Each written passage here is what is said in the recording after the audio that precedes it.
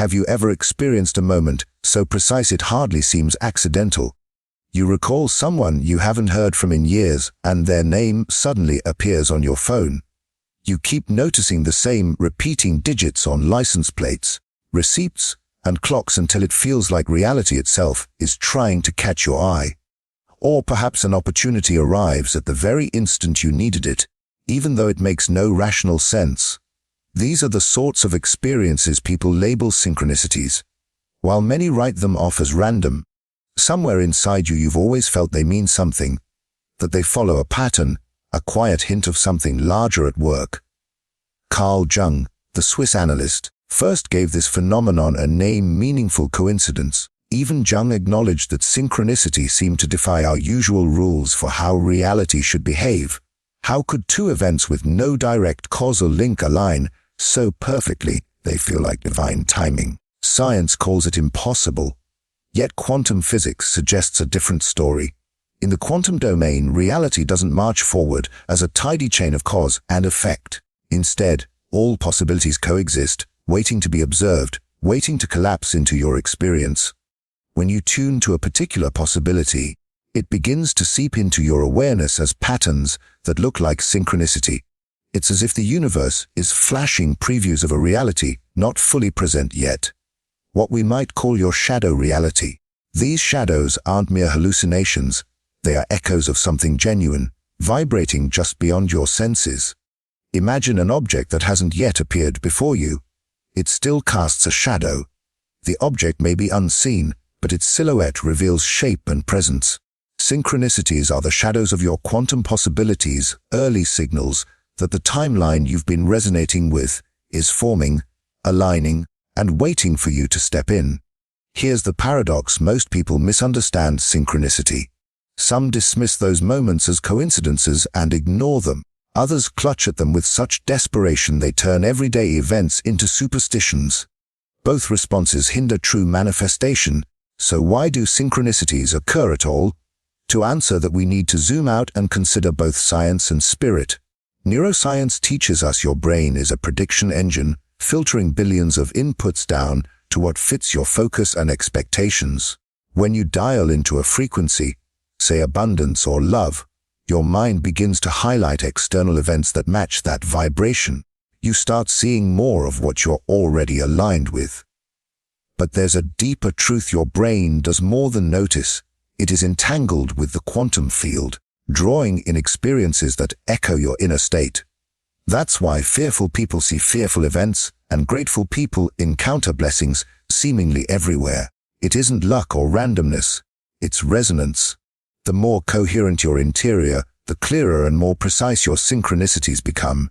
Repeating numbers, the same phrase from different sources, perfectly timed chances. These aren't surface curiosities. They are your shadow reality nudging you: look, it's already here. Stop doubting, stop waiting, step into it, now for the open loop that changes everything. Synchronicities aren't the destination. They're the beginning. They are breadcrumbs pointing to an already existing reality that wants embodiment. The shadow is not the prize, it's the invitation. When you learn to recognize it, trust it, and act from the vibration it indicates, you open a doorway to a full quantum shift. Stay with me. Next, I'll explain the mechanics behind synchronicity. Not only Jung's psychology, but the quantum physics that explains why it arises and why it signals that your next reality is nearer than you think. To understand synchronicity more deeply, we must move beyond the Newtonian model of linear cause and effect and into a quantum paradigm. In Newton's view, coincidences are meaningless because everything follows a chain reaction. A falling domino tips the next, a push brings motion. A thought has no business changing the external world. But quantum mechanics shattered that certainty. Experiments from the double slit to entanglement show something radical: reality is not a machine, it's a field. A responsive field shaped by observation, intention, and resonance. When scientists send single particles through two slits, the particles behave differently depending on observation. Unobserved, they spread like a wave and occupy every possible place. Observed, they collapse into a single outcome. That's the observer effect. Noticing changes what becomes real. Apply that to synchronicity. Events align not by accident, but because your consciousness is tuned to the wave of probability, where those events already exist. By attending to that wave, you help it collapse into your lived experience. Synchronicity also draws on quantum entanglement. Particles once connected remain correlated no matter the distance. What happens to one instantly affects the other. This non-local link allows outer events to be entangled with inner states across space and time. That's why you think of someone and they call, or dream of a chance that appears the next day. It's not random. It's entanglement manifesting across dimensions. Jung intuited this before physics caught up. He called synchronicity a causal principle, not based on physical cause but on meaning. Meaning itself bridged mind and matter. Modern neuroscience adds more. Your subconscious filters most of reality away. When you enter heightened awareness, through meditation, emotion, or intention, your brain relaxes its suppression of subtle links and you see patterns that were always present. The invisible becomes undeniable. Key point: synchronicities appear when your internal vibration shifts. They signal coherence. Picture your thoughts, feelings, and body as instruments in an orchestra. Out of tune, the result is noise and you feel lost.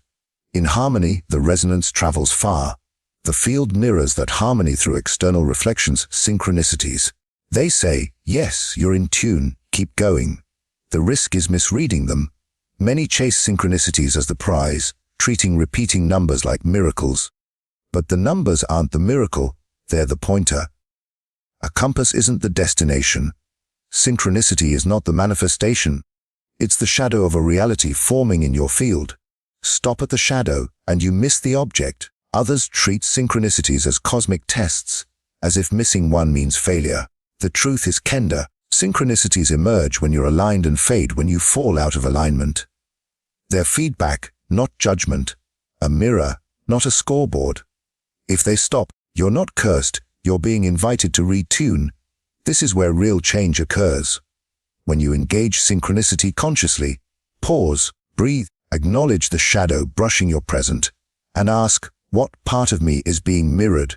What reality wants embodiment?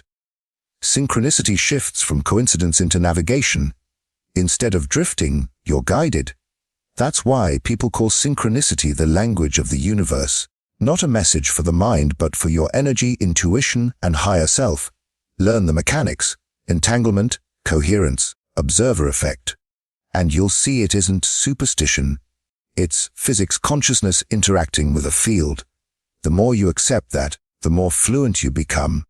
Next we go deeper. If synchronicity is a shadow, how do you step into full embodiment? How do you collapse that shadow into now? The answer is a powerful shift of perspective. Treat synchronicity as a tool rather than a mystery. Most respond to synchronicities like fleeting sparks, delightful in the moment but quickly forgotten. They notice 11:11, bump into an old friend at the right hour, or find a book that answers their hidden question, then smile and move on. But what if synchronicity is designed as the doorway into a deeper reality? It's a preview of your future brushing the present. The real work is collapsing that preview into matter. In quantum terms, the wave function describes all possible states before observation. Superposition, many states at once. Synchronicity is a glimpse of that superposition. Your consciousness briefly tunes into a version where the desire is already real. Repeating numbers, chance meetings, the perfect song. These are signatures of a probability wave trying to collapse. Ignore them and the wave dissolves back into the field. Meet them with awareness, intention, and alignment, and you give that probability permission to become your reality. Jung hinted at this, calling such events a psychic parallelism. Not causal but meaning linked. Meaning is the bridge. When you invest a synchronicity with meaning, you collapse it into your timeline, turning coincidence into catalyst. But this needs more than a passing nod. You must create coherence between thought, feeling, and body. Neuroscience shows the brain rewires with repeated focus and feeling. Notice a synchronicity and pair it with elevated emotion, gratitude, or trust. And you program your nervous system to anchor that reality. You train your subconscious to expect that timeline. As Joe Dispenza puts it, neurons that fire together wire together. Conscious engagement wires your body and mind to expect the extraordinary. Expectation in the quantum field is not passive, it's magnetic. Where people miss the leap is thinking synchronicity tells them what to do. It doesn't instruct directions, it reflects resonance. A synchronicity doesn't say go left or right, it says you're tuned. It's not a map so much as a mirror. Shift from asking what a synchronicity means to asking what inner state produced it. Then you step out of the shadow and become the version of you who already lives the outcome. Quantum experiments give a metaphor in delayed choice setups. Particles seemingly decide their past path based on how they're observed now. The future choice influences the past outcome. Applied to life, the reality you embody today can rewrite yesterday's story. A synchronicity isn't predicting your future, it shows a reality available if you choose to embody it now. The choice is alignment first, action second. That's why synchronicity often feels dreamlike, as if reality itself bends. In those moments you stand between timelines, one foot in shadow, one in light. Do you lean back into the familiar or step forward and let the shadow become real? The field won't force you, it only mirrors you. Teachers like Neville Goddard recognized this long before quantum language existed. Imagination isn't mere fantasy, it's the seed of reality. When you imagine yourself already living the synchronicities message, you collapse future into present. You no longer wait for the sign, you become whom the sign pointed toward. A practical method to turn shadow into substance. When a synchronicity occurs, pause. Instead of asking, "What does this mean?" close your eyes, breathe, and feel into the state of the self who already inhabits that reality. If the hint was about love, embody feeling loved. If about abundance, embody feeling supported. Hold that state for 90 seconds. Neuroscience shows that's about the minimum needed for an emotional signal to imprint the nervous system. In that pause, you don't merely notice synchronicity, you collapse it into form. Remember, shadow leads light, synchronicity previews. It doesn't replay. Choose to engage consciously and declare, "Yes, this is mine. This is now." Next, we'll explore why synchronicity sometimes stalls, disappears, or becomes chaotic, and why such disruption can be the clearest signal your reality is about to change. A quiet truth about manifestation: what happens when the signs stop? You might have been seeing repeating digits, aligned encounters, songs that spoke to your situation, then silence. No signs, no synchronicity. It can feel like abandonment. But what if silence is not rejection, but a final stage before the shift? Quantumly, before a particle collapses, it enters a liminal probability haze where it could be anything. The haze is unstable yet necessary. Without it, collapse cannot occur. The absence of synchronicity plays a comparable role. The field is recalibrating, aligning probabilities, readying to lock in the version you resonated with. This quiet is not the end, it's the threshold. Neuroscience offers a parallel. The brain relies on predictive coding, anticipating patterns from past experience. When synchronicity floods your awareness, it trains you to expect the extraordinary. But before a leap, these predictive codes break down. Your nervous system enters uncertainty and discomfort. That isn't failure. It's rewiring. As old neural maps dissolve and new ones form. Jung observed that meaningful coincidences often cluster, then are followed by quiet. Those gaps aren't random, they're integration. Think of inhale and exhale in manifestation. Synchronicity is the inhale, drawing energy in, the exhale is the formation. Panic during the pause disrupts the flow. Trust anchors it. Spiritually, the silence can feel like a dark night of the soul. Familiar anchors fall away, and you may feel unsupported. Yet the silence often means you're closer than ever. The field doesn't punish with silence, it tests resonance. Will you cling to doubt or stand in faith without proof? When synchronicity vanishes, paradoxically, you may be experiencing the most powerful signal. The field says, "You've had previews, now live the reality without training wheels." How you respond during this quiet decides whether the jump locks in or dissolves. Respond with doubt, and you signal unreadiness. Respond with trust, and you send the clearest message: I am already aligned. I don't need signs. That's when collapse happens. Pause and integrate. If you're in silence now and wonder why the magic paused, it may be evidence your quantum jump is near. Silence is compression, energy gathering before release. To solidify that awareness, write in the comments a declaration: I trust the silence before my shift. Writing those words sends a vibrational directive to your subconscious, nervous system, and the field. You're saying you won't fear the pause, and you recognize it as passage. The field responds to declarations aligned with truth. Here's the secret: synchronicity isn't proof you're on the path. It's a reflection of your state. Silence is the ultimate reflection, the space to prove alignment without evidence. When you embody that, evidence often returns tenfold because it no longer needs to convince you.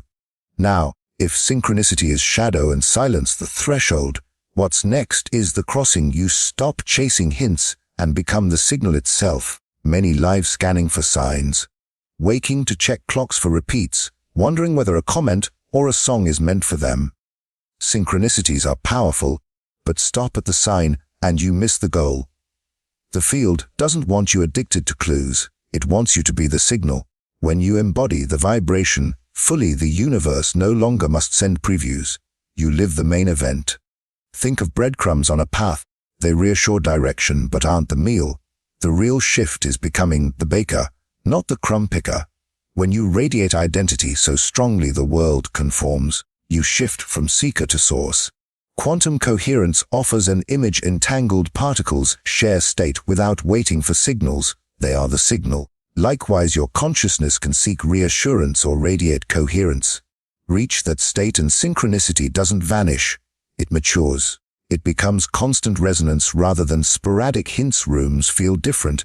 People mirror your vibration. Opportunities flow as inevitabilities. Neville Goddard taught that the creative act is living in the end. Embody the result before evidence. When you live in the end, you are the sign. Your coherence sends ripples that draw the timeline into collapse. Joe Dispenza's findings echo this. Heart-brain coherence triggers surges of external synchronicities, not because the field suddenly obliges, but because those people became the resonant signal the field needed. Spiritually, being the signal transcends waiting and receiving. You stop treating the world as separate delivery and see yourself as the projector of your world. Light doesn't wait for a surface. It shines and the surface replies. Your frequency doesn't wait for signs, it radiates and the field arranges. Sages called this embodiment faith, surrender, knowing, not blind belief but deep certainty, being the vibration regardless of appearances. Here's the paradox. Stop searching for signs and you enter the most powerful relationship with synchronicity. It ceases to be hints and becomes an extension of your state. You stop asking, is this a sign? And begin living as if every breath and step confirms you. Mystics describe this as walking in grace. It's not about scattered miracles, it's your entire timeline becoming extraordinary because you tune to an extraordinary state. Practically start small. When the urge to search for signs arises, pause. Instead of demanding proof, ask, am I aligned with the version of me that lives this reality? If yes, breathe into it and embody it. If not, realign through breath, thought, and feeling. When doubt surfaces, remind yourself, I don't need signs to know who I am. I am the sign. Imagine a life where synchronicity isn't a fragile miracle, but the natural overflow of your coherence. Imagine waking without wondering which signs will appear, because you are broadcasting signals and reality reflects them. That's the shift from seeker to creator, from chasing to radiating, from waiting to embodying. The silence we discussed earlier is crucial. It invites you to stop looking outward and begin radiating inward so you become the source. Once you do, the game changes. Life stops being a scavenger hunt and becomes a mirror of your essence. So the question isn't whether you'll see signs, it's whether you'll become the sign. When you decide, the field has no option but to agree. By now you may feel the subtle pivot where synchronicity no longer seems a random wink, but the echo of your vibration. This is the turning point. You're not an observer decoding cryptic hints, you are the source of those signals. Embrace this and stop seeking meaning outside, radiate it from within. Life ceases to be clue hunting and becomes a dialogue with your higher self. Think of synchronicity as training wheels for the soul. It appears when you need reassurance while building trust with the field. Once you embody the deeper truth that you are the signal, reassurance fades. You stop searching for patterns and become the pattern. You no longer wait for hints, you are the evidence. That is living as creator, accepting the external world as mirror of inner coherence. Deepak Chopra said, "Coincidences are not accidents, they are signals from the field of infinite possibilities." When you live in coherence, coincidences no longer feel like rare gifts. They become the steady flow of a reality aligned with you. They stop being occasional and become your daily rhythm. In that rhythm, struggle fades. You're not decoding cryptic codes. You're simply being, and being is enough. Quantum studies support this. Coherence enables living systems to function in harmony, transmitting information across complex networks. Your nervous system behaves similarly. When fragmented between thought, emotion, and action, your signals scatter and synchronicities feel random. When you unify thought, feeling, and body, you emit a highly coherent frequency and reality reorganizes. That's why alignment feels miraculous. It's not magic, it's physics. The invitation is simple but challenging. Stop chasing signs and external validation. Begin radiating your identity so strongly synchronicity becomes unnecessary as reassurance and instead flows as overflow of your presence. Your life becomes a coherent masterpiece authored by your consciousness. The highest expression of synchronicity, not scattered tokens, but a continuous stream of resonance. If this message landed for you, and you want to embody the shift, I created a guide called Awaken Your Quantum Power. It walks through 7 principles to align your vibration with clarity, stability, and creative authority. The link is in the pinned comment below. It's for those who want to stop noticing signs and start being the signal. Remember, the universe isn't testing you, it's mirroring you. The more coherent, clear, and radiant you are, the more inevitable your quantum shift. You're not decoding shadows, you're projecting light. From that place, manifestation doesn't trickle as occasional synchronicities. It flows continuously as effortless expression of who you've chosen to be. So step fully in. Say it inwardly now: I am the signal. Let that vibration root in your breath, body, and field. From this moment, don't wait for whispers. Speak with your frequency and let reality answer. Until the next video, stay radiant, stay aligned, and remember, synchronicity was never random, it was always you.